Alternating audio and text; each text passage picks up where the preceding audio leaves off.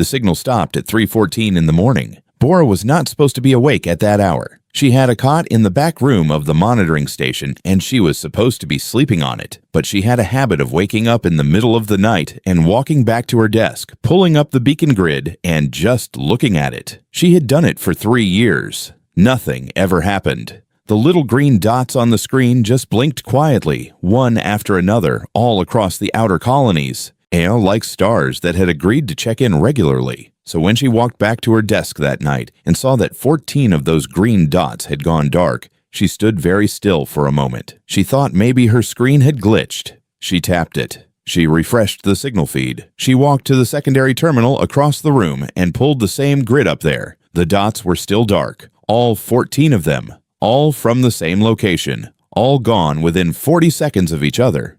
HFY 4 was a farming colony. It sat in the outer rim of human-controlled space, about 60 light-years from Earth. 80,000 people lived there, families mostly, people who had signed up for a simpler life, growing food in wide-open fields under a pale yellow sun. The colony had been running for 11 years without a single serious incident. The people there did not carry weapons. They did not have a military garrison. There was a small local security force, 12 officers, enough to deal with the occasional equipment theft or border dispute between neighboring farms. There was no reason for their signals to stop. Bora called her supervisor. Her supervisor called the duty officer at Strategic Command. The duty officer called Admiral Junho. Junho was a tall man with short gray hair and eyes that looked like they had seen too many things and decided not to be surprised by any of them anymore. He arrived at the command center still buttoning his jacket, looked at the screen for about 10 seconds, and then quietly told his staff to get a scout wing ready. They reached HFY 4 in 11 hours. The scout pilots did not speak much on the return trip. The report they filed used words like total surface destruction and thermal scarring consistent with orbital bombardment. But those words did not really say what they had seen. What they had seen was a planet that had been burned, not in pieces, not partially. The colony zone, every field, every building, every road, every settlement had been hit from above with enough heat to turn soil into glass. The atmosphere in the target zone was still thick with smoke. The temperature readings at ground level were not compatible with the presence of anything living. 80,000 people. Bora sat in her chair and read the scout report 3 times. Then she got up, walked to the small window at the end of the corridor, and stood there, looking out at the dark for a long time. She was not crying. She was past the point where crying felt like the right response. She was in that cold, hollow place that people go to when something is too large to process all at once. When she went back to her desk, there was a new piece of information waiting for her. A signal beacon had been found in orbit above HFY 4. It was not human technology. The signal it was broadcasting was in a language that Strategic Command's translation systems identified in under 4 minutes. Because they had been tracking this particular language for 2 years, it belonged to the Vreth Dominion. The Vreth were an old civilization. They had been traveling between stars when humans were still building their first cities out of mud and stone. They had a long memory, a long reach, and a very strong sense of what they considered to be their own. For the past 2 years, they had been sending diplomatic communications to the United Earth government. The messages had been formal, cold, and increasingly pointed. The Vreth considered a cluster of star systems in the outer rim to be sacred space, territory that they had ancient claims to. Humans had been settling those systems. The Vreth wanted them gone. The United Earth government had been responding carefully. They had sent their own diplomats. They had offered to discuss boundaries. They had proposed joint surveys of the disputed systems. Every response had been measured, reasonable, and genuinely aimed at finding a solution that both sides could live with. The Vreth had apparently grown tired of reasonable. The beacon they left behind was not a message of warning or an explanation. It was a territorial marker, the kind a civilization plants in a place it has decided to claim. It was broadcasting on a frequency that every ship in the region would detect. It was saying, without words, that this space had been emptied and now belonged to them. Ambassador Minji received the full intelligence briefing at 6 in the morning. She was sitting at the small desk in her residential quarters on Convergence Actual, the great station where the Galactic Accord Council held its sessions. She read every page. She looked at the thermal imaging from the Scout Wing. She looked at the confirmed population count from HFY 4's last census. She looked at the image of the Vreth beacon, still pulsing in orbit above the ruined planet. She sat alone for a while. Then she called Secretary General Yuna on Earth. Yuna was already awake. She had already been briefed. Her face on the screen was steady, but her eyes had that particular tightness that Minji had learned to read over years of working together. They killed 80,000 people, Minji said. It was not a question. She just needed to say it out loud to someone. I know, Yuna said. The Council will push for dialogue. They always do when the Vreth are involved. The Vreth are a founding member. The older races will want this handled quietly. I know that too, Yuna said. There was a pause. Get to the council, Yuna said. Request an emergency session, present everything. And then, Minji asked. Yuna was quiet for a moment. When she spoke again, her voice was the same as always, calm, clear, like someone who had already made a decision and was now simply following through on it. And then we'll see what kind of galaxy this really is, she said. Minji closed the call. Outside the viewport of her quarters, the stars were still and silent, the way they always were. She looked at them for a moment, then she got up and began getting dressed. There was work to do. The chamber on Convergence Actual was built to hold representatives from every known spacefaring civilization, and it showed. The ceiling was high enough that some of the taller species could stand without bending. The air was a compromised temperature that was slightly too warm for humans and slightly too cool for the Solhari, which meant nobody was fully comfortable, which the designers had apparently considered a fair outcome. The seats curved in a wide circle around a central platform, and every surface was made from a pale mineral that absorbed sound and gave the room a strange, heavy quiet, even when it was full. It was full now. Minji stood at the central platform.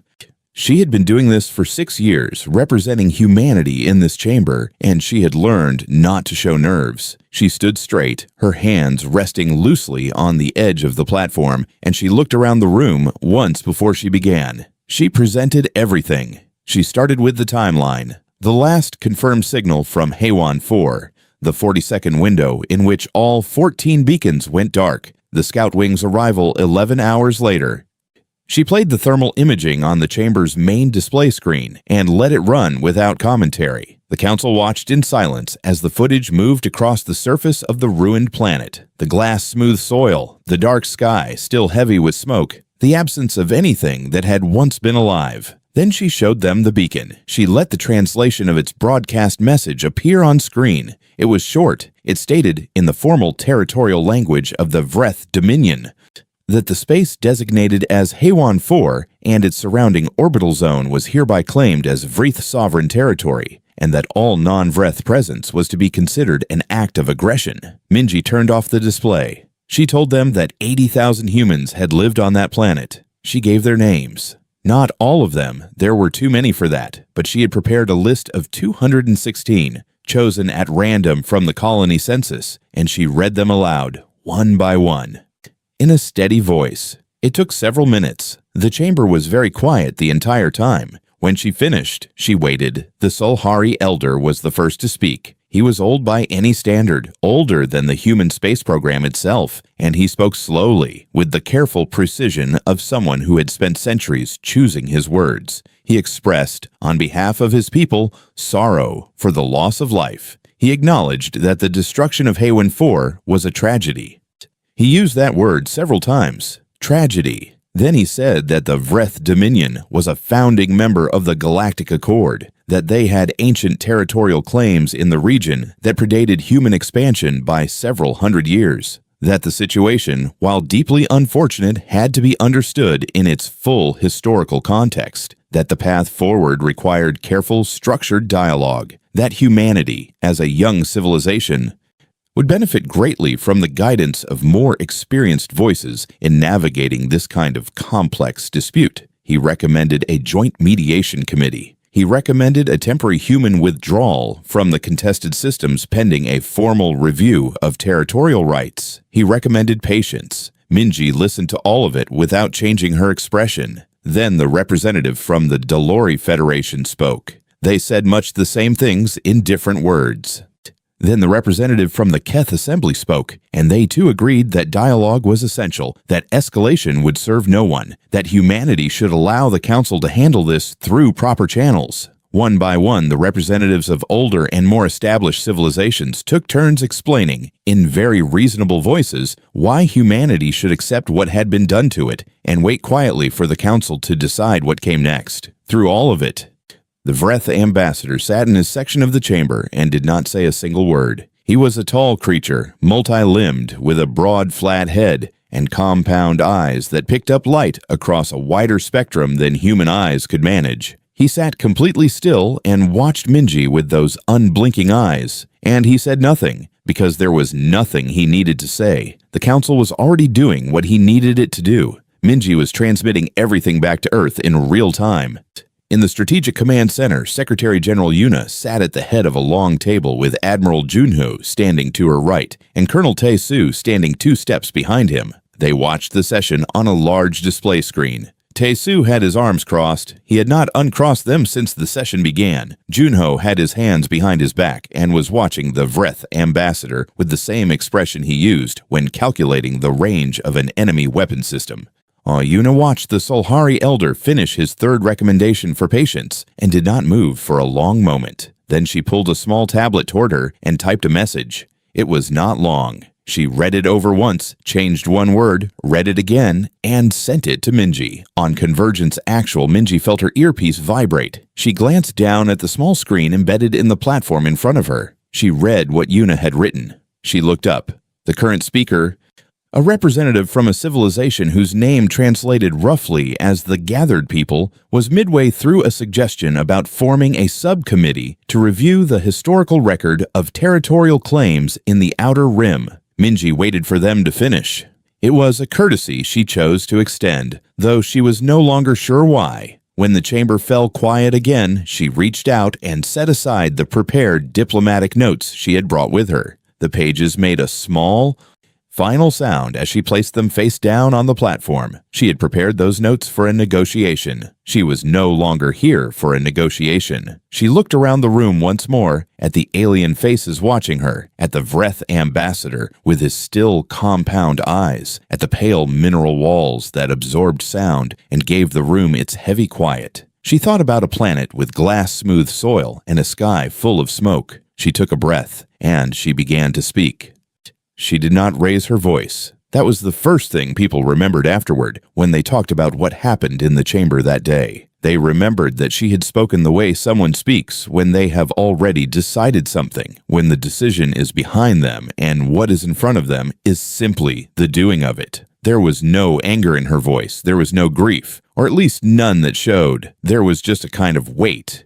The weight of someone carrying something very heavy and choosing to set it down in front of everyone present. She said that she had listened carefully to everything the Council had offered. She said she understood the thinking behind the recommendations. She said she recognized that the Vreth Dominion was old, and that their territorial concerns were old, and that the political structure of the Galactic Accord had been built, in part, around the need to manage those concerns carefully. Then she said that none of that mattered. She said it simply, without drama. She said that 80,000 human beings had been alive on Haywen 3 days ago, that they had been farmers and teachers and engineers and children, that they had gone to sleep in their homes without any warning, without any chance to run, without any message from the Vreth Dominion asking them to leave or threatening consequences or giving them any opportunity at all to respond to whatever grievance had been decided was worth acting on. She said that the Vreth had not sent a warning. They had not sent a negotiator. They had not sent a request or a demand or even an ultimatum. They had sent warships. They had burned the planet from orbit, and then they had planted a flag. She said that she had been an ambassador for 6 years. She said she believed in diplomacy. She said she believed that most problems between civilizations, if both sides had any real willingness to solve them, could be solved without killing anyone. She said she had spent 2 full years trying to build that kind of solution with the Vreth Dominion, and she had been willing to keep trying for as long as it took. She said the Vreth had answered that effort by murdering 80,000 people. She paused, not for effect. She paused because she was reading the message from Yuna on the small screen in front of her, going over it one more time, making sure she had every word right. Then she read it aloud. She read it in a clear, level voice. The way you read something that is already decided, that is already true, that is simply now being said out loud for the record. The United Earth government did not accept the Council's recommendations. The United Earth government did not recognize the legitimacy of the Vreth territorial claim over the site of a mass atrocity. The United Earth government did not intend to withdraw from any system or submit to any review committee or participate in any mediation process with the governing body responsible for the destruction of Haywan 4. Effective immediately, the human expeditionary fleet was authorized to engage the Vreth Dominion with full military force. The objective was the destruction or permanent decommission of every Vreth warship capable of targeting a civilian population. The fleet would not stop until that objective was complete. There would be no negotiation. There would be no ceasefire discussions. There would be no pause. She looked up from the screen. We do not negotiate with those who use the killing of civilians as a diplomatic tool, she said. The Vreth Dominion chose what kind of conversation they wanted to have with us. We are going to have it. Then she stopped speaking and stood still. The chamber was absolutely silent for perhaps 3 full seconds. It was the kind of silence that happens when a room full of beings all have the same reaction at the same time, and none of them have yet found the words for it. Then it came apart. The Solhari Elder was on his feet. The representative from the Dolori Federation was broadcasting something urgently to their home system. 2 delegates were shouting at once, their voices overlapping, one demanding that Minji retract the statement, one demanding to know if this was an official position or a personal one. The answer to the second question, of course, was already known to everyone in the room. It had Yuna's seal on it. The Vreth ambassador moved for the first time. He shifted in his seat slowly, and his compound eyes moved from the display screen where the declaration was still showing back to Minji. Something changed in his posture. Something tightened. Whatever calculation he had made before she stood up, he was making a different one now. In the Strategic Command Center on Earth, Tesu uncrossed his arms. He did it slowly, like a man who has been waiting a long time for permission to move, and has finally received it. He looked at Junho. Junho was already picking up the authorization handset. The code went out to the fleet at 9:47 in the morning, Earth Standard Time. Aboard the UES Unyielding, Communications Officer Gina received the transmission. She had been on duty for 4 hours, and she had been watching the council session feed on a secondary screen at her station, the way most of the crew had been doing. She read the authorization code carefully, cross-checked it against the command verification system, confirmed the source seal, and then looked up at the bridge. Admiral Junho was already standing beside her. "It's confirmed, Admiral," she said. He took the handset from her. He looked at it for a moment, then he looked up at the wide forward viewport, at the dark between the stars. "All stations," he said. His voice carried across the bridge without effort, the way it always did. "Set condition 1 throughout the ship. Navigation, plot a course for Vreth space." He handed the handset back to Gina. "All ahead full." The bridge came to life around him. On Convergence Actual, Minji was still standing at the platform. The chamber around her was still loud with voices, still full of motion and shock, and the particular panic of civilizations that had believed they understood a situation and had just discovered they did not. She stood in the middle of all of it and did not move. She was thinking about the names she had read aloud, 216 of them out of 80,000. She hoped they could hear this wherever they were. She thought they probably could. The galaxy had not seen a war like this in a very long time. That was what the analysts at the Galactic Accord monitoring stations kept saying to each other in low voices as the weeks went on. Not because of the scale of it, though the scale was significant. Not because of the casualties, though those were significant too. What made it different was the way it moved. Most wars between spacefaring civilizations moved slowly. There were long pauses between engagements. Fleets repositioned over weeks. Supply lines were established and protected. Diplomatic backchannels stayed open even during active fighting because every civilization that had ever fought a war in space had learned that wars needed exits as much as they needed entrances, and exits required communication. The human expeditionary fleet did not fight that way. The 340 warships that crossed into Vreth space under Admiral Junho's command moved like something that had been held back for too long and had finally been let go. They did not fan out slowly. They did not establish a forward staging ground and wait for supply routes to catch up. They jumped deep into Vreth territory on the first day, struck the primary communication relay network before the Vreth military command had fully processed that the fleet was there, and then split into 4 groups that moved independently toward different targets. By the end of the first week, the Vreth military communication network was operating at less than a third of its normal capacity. Their fleet commanders were working with incomplete information, delayed orders, and a growing understanding that the enemy was not slowing down. Fleet engineer Kiboom had spent 4 years building the Hammer-class destroyers that made up the backbone of the human fleet, and he had built them around a simple principle. He had studied every conflict humanity had ever fought, on the ground and in space, and he had found the same pattern in most of them. Ships were lost not because they were outgunned, but because they were designed with a tolerance for damage that was slightly too low. They could take a hit, but then they needed to fall back. They needed time. They needed repairs. He had built the Hammer class to not need that time. The hulls were thick and layered in ways that the Vreth weapons were not calibrated for. The internal systems were redundant at every level. When a Hammer-class destroyer took a hit that would have knocked out a standard warship's main drive, it kept moving. When it took a second hit, it kept moving. The Vreth quickly discovered that the usual tactic of concentrating fire on a damaged ship to push it out of the engagement did not work. The damaged ship did not leave the engagement. It stayed.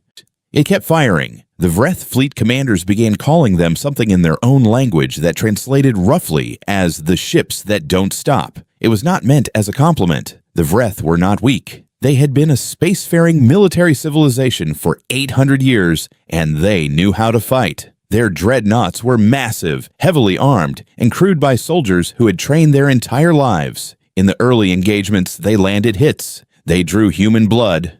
They destroyed human ships. The UES stronghold was lost in the 3rd week with all hands. The UES Patience took damage so severe in the 4th week that Junho ordered it pulled back to human space for repairs. The crew of the Patience argued against it. Junho told them the argument was over. There were human losses, real ones. Junho never forgot that. But the Vreth losses were worse. And more importantly, they were mounting in a way that the Vreth military command had not prepared for. Colonel Tae-Soo's ground units landed on 3 separate Vreth military installations in weeks 2, 3, and 5. They were not there to hold territory. They were there to destroy things. Shipyards, weapons production facilities, orbital platform construction docks, fuel storage arrays. Tae-Soo's people went in fast, hit what they came to hit, and left. They did not get drawn into prolonged ground engagements. They did not try to take cities or occupy population centers. They also did not touch civilian infrastructure, and this was the part that unsettled the Vreth commanders more than any military defeat. Tae-Soo had standing orders that were not complicated. Hospitals were marked on every tactical map and avoided. Water treatment facilities were off-limits. Schools were off-limits. Civilian power grids were off-limits. The targets were military, and only military, and Tae-Soo enforced this without exception. A Vreth civilian population was watching its military get systematically dismantled, and the humans doing it were going out of their way to make sure the civilians were not harmed. There was no framework in Vreth military doctrine for how to respond to an enemy that fought you without hating you. The Galactic Accord sent 3 ceasefire requests during the 9 weeks of the campaign. The first came at the end of week 2, when the scale of the human advance became clear to the monitoring stations. The second came at the end of week 5, when 3 Vreth dreadnoughts were destroyed in a single engagement near the Vreth home system. The third came at the beginning of week 8, by which point several member civilizations on the Council had begun privately questioning whether the Vreth military would survive at all. Each time, Minji delivered the same response, the same words, the same tone, the same steady voice. When the last Vreth warship capable of targeting a civilian population was destroyed or permanently decommissioned, humanity would stop. Not before. By week 7, the Vreth home fleet had lost over 60% of its combat-capable vessels. By the middle of week 8, their orbital weapons platforms were gone. By week 9, there was nothing left that could meaningfully be called a Vreth Dominion military presence. On the morning of the 58th day, Yunyo was on the bridge of the Unyielding when Gina told him the Vreth High Command was broadcasting on all available frequencies. He listened to the surrender request. It was detailed, formal, and carried the tone of an authority that had run out of everything except the willingness to stop. He did not respond to it immediately. Instead, he called Bora on Earth. "Run the full inventory check," he said. "Every Vreth warship we have confirmed, destroyed, or captured. I cross-reference it against their known fleet roster. I want to know if there are any we missed." Bora was quiet for a moment. "That will take a few hours, Admiral." "Then I'll wait," he said. He sat in the command chair of the Unyielding and he waited. Around him, the crew moved quietly, doing their work, watching their screens. Nobody celebrated. Nobody made noise. They waited with him, in the way that soldiers wait when they have done something very hard and are not yet sure it is finished. 6 hours and 14 minutes later, Bora called back. "No remaining warships unaccounted for, Admiral," she said. "The inventory is clean." Junho nodded once. "Then we're done," he said. "Stand down all units. Signal the Vreth that their surrender is received." He set down the handset. He sat back. He looked at the stars in the forward viewport for a long moment, at the cold, quiet dark between them. The Unyielding held position and waited for orders to go home. The Council Chamber on Convergence Actual had held a lot of difficult sessions over its 3,000-year history. Delegates had argued in it over territorial boundaries that had caused wars. They had debated the rights of newly contacted civilizations, the ethics of resource extraction, the terms of surrenders and treaties and trade agreements. They had made decisions in that chamber that had shaped the lives of billions of beings across dozens of star systems.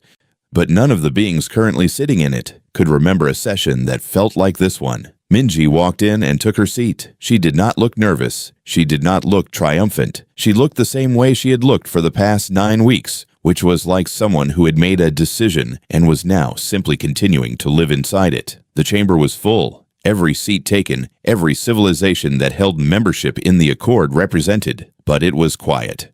Not the temporary quiet of a room waiting to begin, the deeper quiet of a room that does not yet know what to say. The Solhari Elder was in his seat. He had been present at every major session in the past 2 centuries, and in all that time, the beings who observed him had learned to read the small signals in his posture, the angles of his long limbs, the set of his jaw.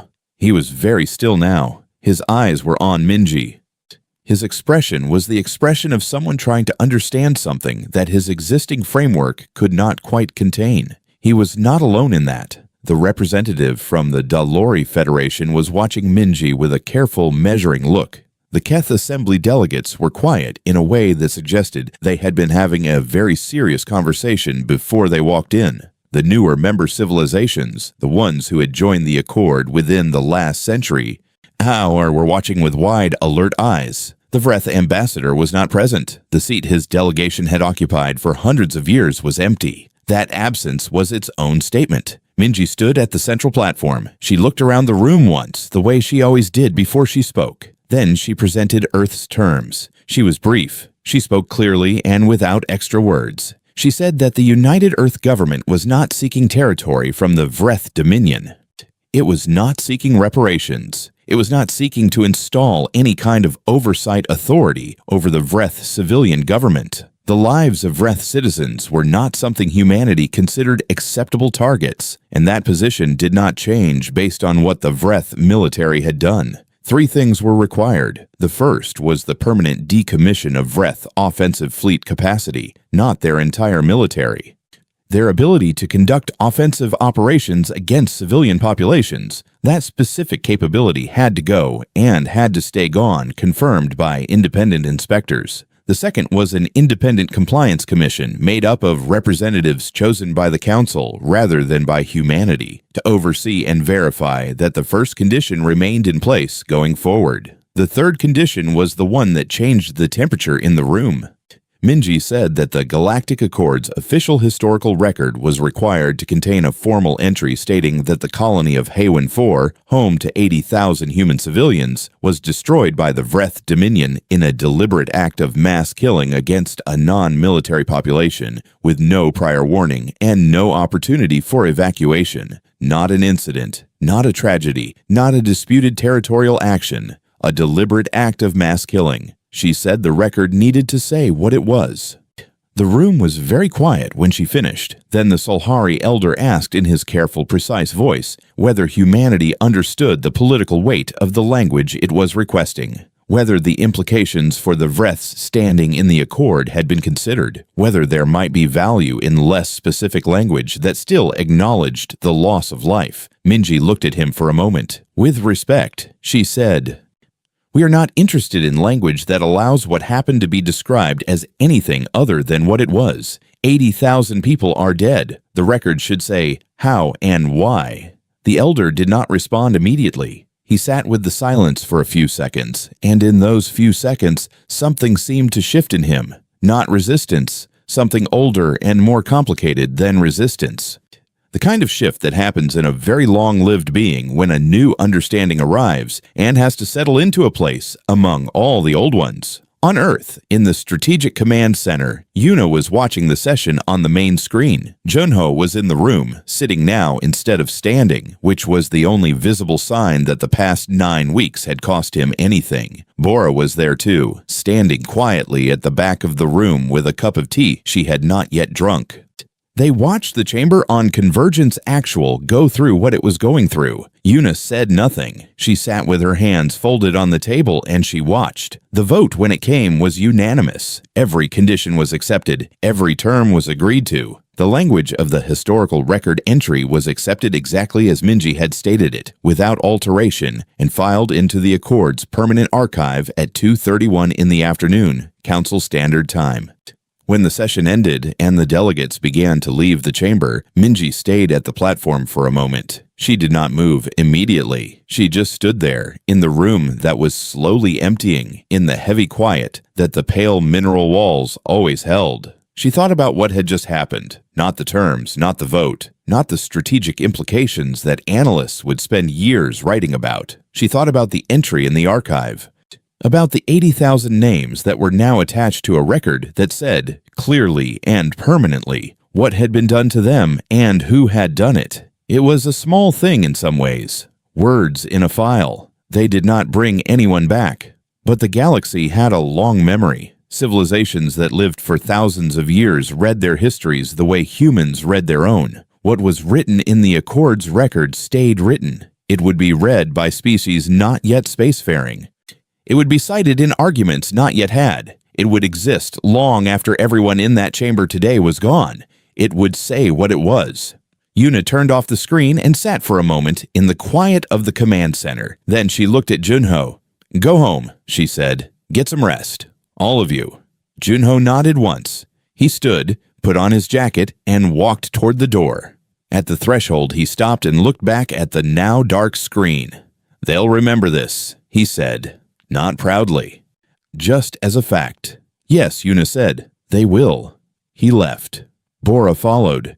Yuna sat alone in the room for a little while longer, in the quiet, in the dim light, with the weight of everything that had happened pressing down gently from all sides. She was not sad. She was not at peace either. She was in that particular place that people land after doing something very hard and very necessary, where the only feeling left is the clear-eyed tiredness of a person who did what needed to be done.